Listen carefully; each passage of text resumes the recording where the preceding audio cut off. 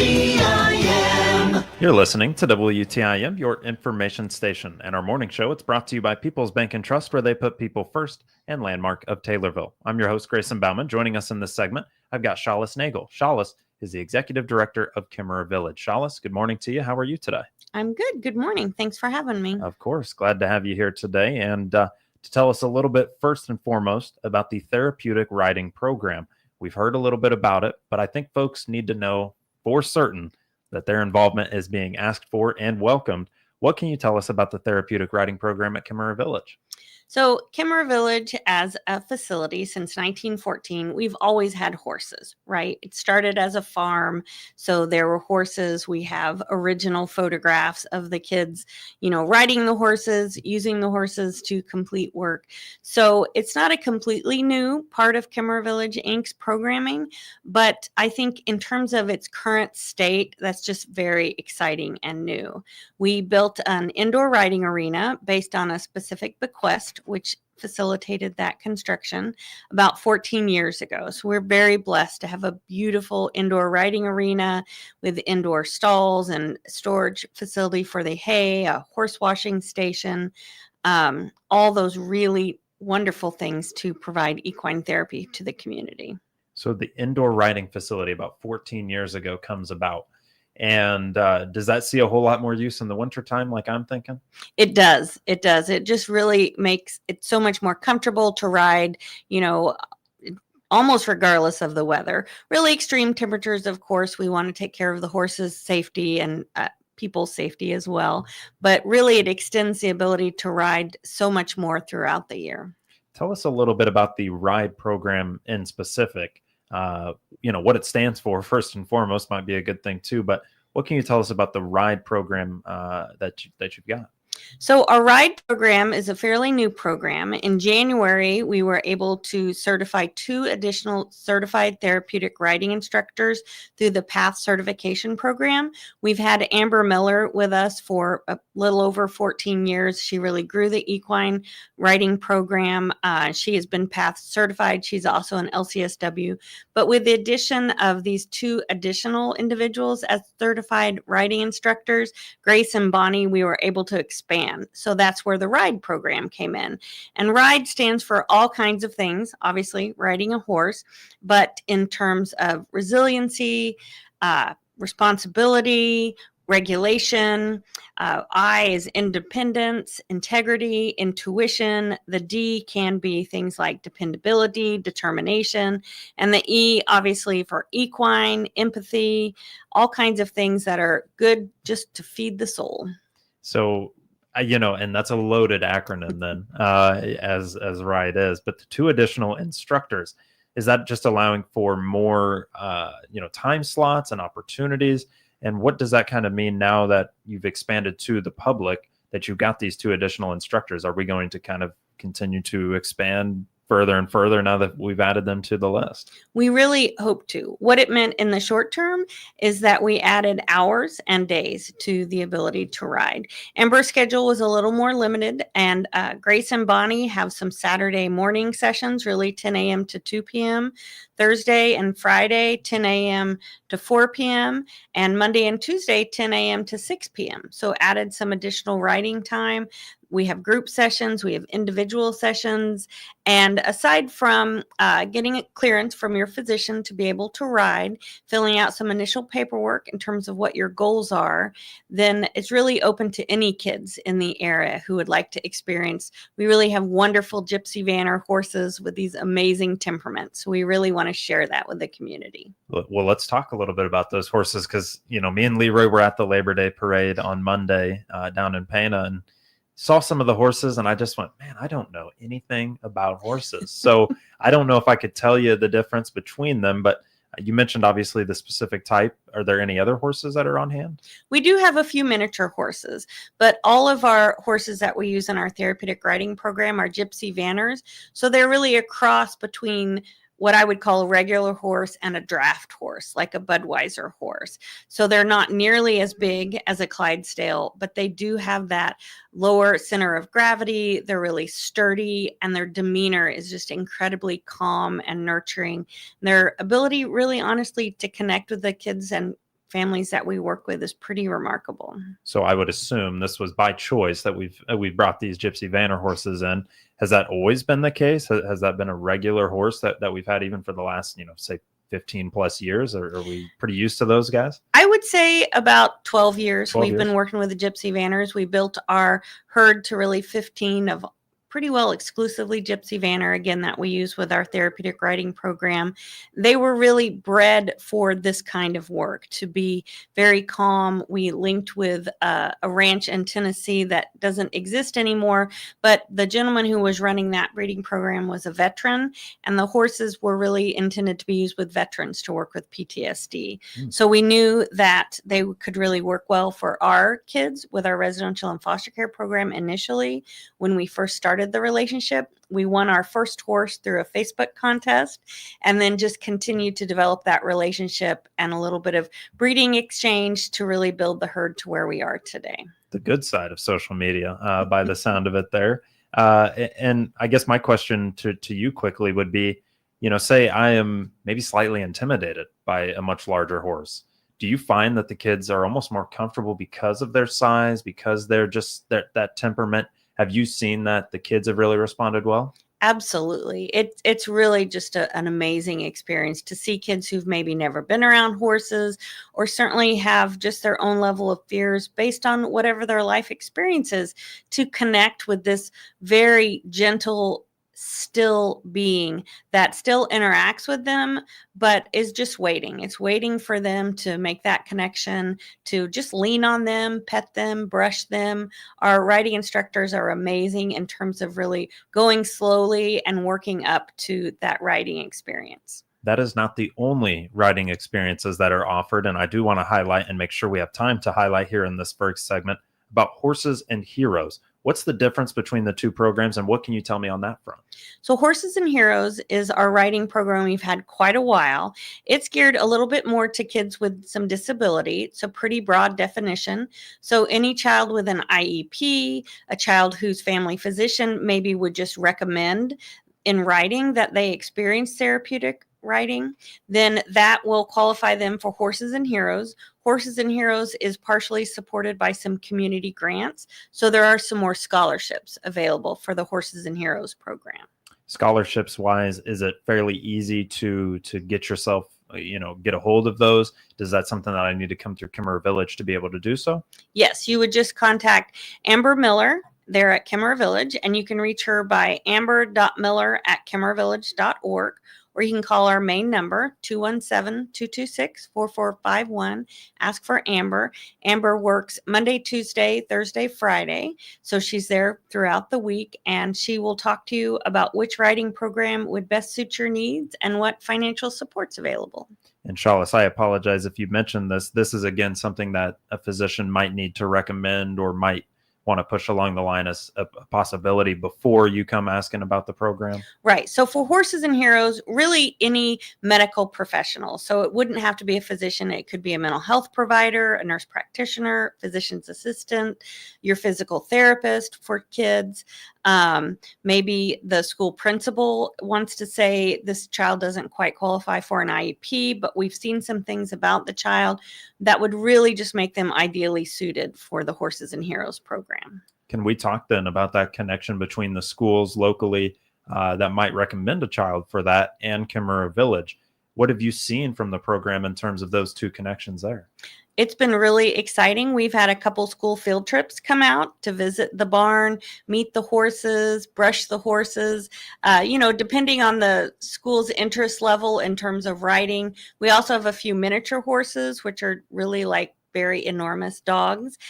They also love to be brushed and have their manes braided, that kind of thing. So we really welcome school field trips as well to learn about our horses, learn about therapeutic riding as well. Well, that's something we'd like to get to here in just one moment as well, but let's go ahead and take ourselves a break. We're joined by Charlotte Nagel, Executive Director of Kimmerer Village. We talked therapeutic riding program, the ride program itself, community involvement welcomed, by the way. The horses on site, their indoor facility for the last 14 years of running, and that Horses and Heroes program as well. Scholarships available, the Gypsy Vanner horses, the likes. whole lot about horses, but we've got more to talk about when we come back, and we'll do so in just one moment with Shalis Nagel, Executive Director of Kimmerer Village, here on the WTIM Morning Show. Your information station, WTIM.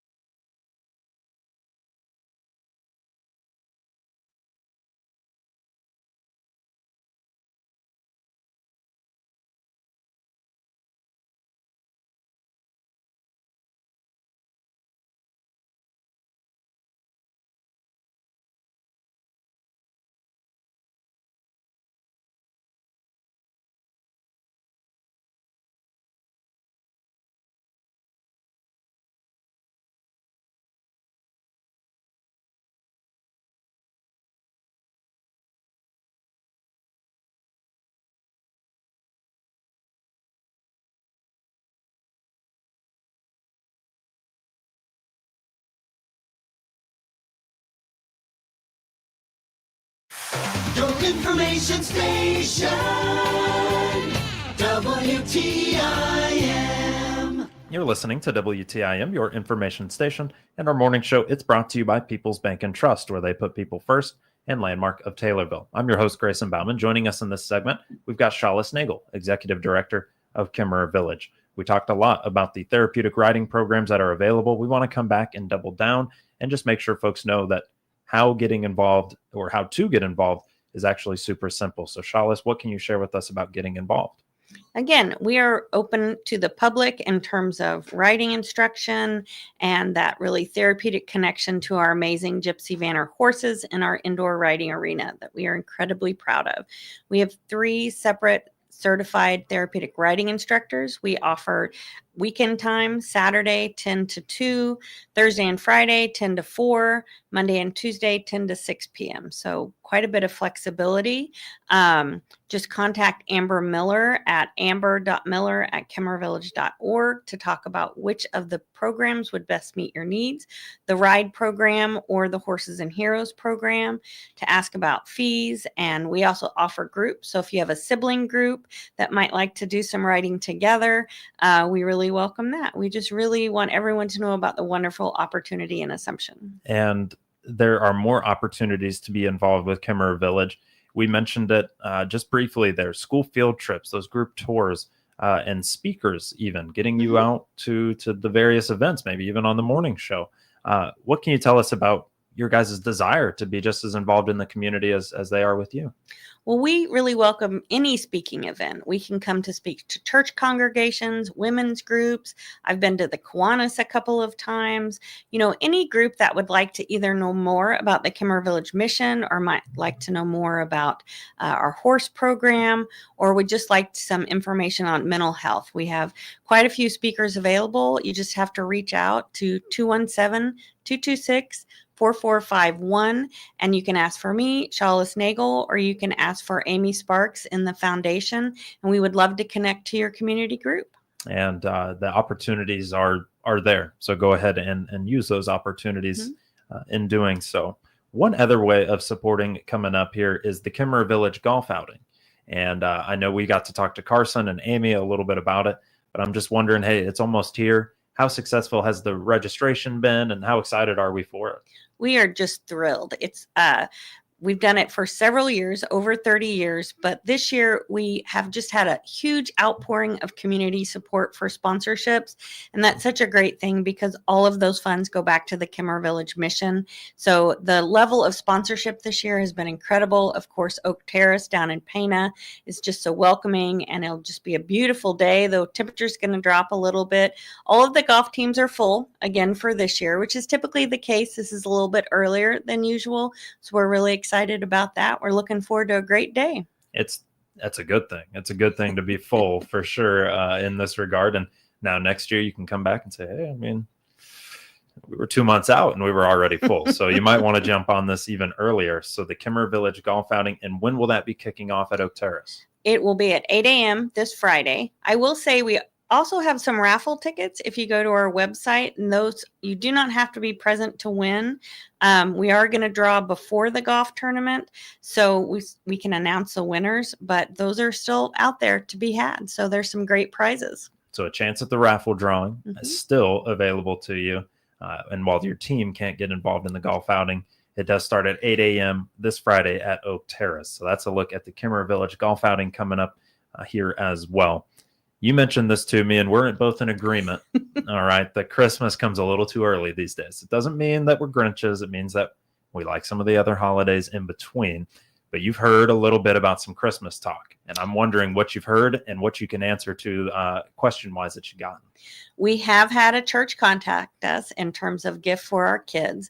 So we're very grateful. So I will go ahead and mention, if you call Jade at 217-226-2130, if you are interested in sponsoring a child for Christmas and you are one of those super early Christmas shoppers and you want to get that underway, we can give you that information. We do, because there is such interest in support and supporting our kids, we do go ahead and gather up some information about the things our kids are interested in. And those gifts can go to our residential treatment kids who live there on our campus, but we also support our 120 foster kids with Christmas gifts each year. Wow. So, obviously you think about how many kids you guys have at any one time. A lot of support is needed, but by the sound of it, you've found it in previous years. We do. We have been very, very grateful for the amount of support for Christmas for our kids. That's excellent. You can't always say that that's the case, but for you guys at Kimmer Village, I mean, everything's been, hey, we're on top of the ball and really getting everybody that we need. Christmas wise this year, what does that look like at Kimmer Village? Do we kind of just slow down the operation for a day or two and just kind of let everybody celebrate? How does that kind of look? So it looks different for different kids in terms of our residential program. A lot of our kids will go to homes or relatives, family over Christmas, but every year we do have kids who spend Christmas Day on our facility. It is a different day. We certainly celebrate. They have special meals, cottages. Our kids live in cottages, get to talk about what they'd like to do on Christmas Day. There are special presents that are held back and that they open Christmas Day. So we really try to make that day very special for the kids that do stay on our campus for Christmas Day. Well, I love to hear that. And I know it's early, but I'm glad we got to talk about it for just one moment here. Shalis, thanks for joining us here today. All right. Thank you for having me. You got it. Shalis Nagel, Executive Director of Kimmer Village here on the WTIM Morning Show. And it's brought to you by People's Bank and Trust, where they put people first, and Landmark of Taylorville. We'll be right back with more on WTIM, your information station.